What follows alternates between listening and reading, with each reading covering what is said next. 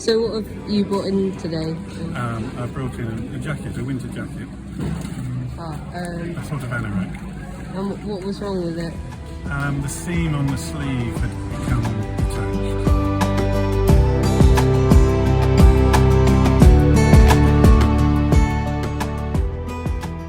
So what are you doing to prepare the anorak?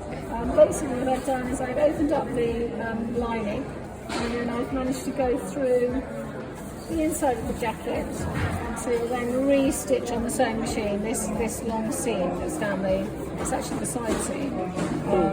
So I've re-stitched all of that. That was only the only seam that had popped, I hope. And then I'm just now slip stitching the lining back up so that it looks invisible. So you can't see any repair, hopefully. That's the whole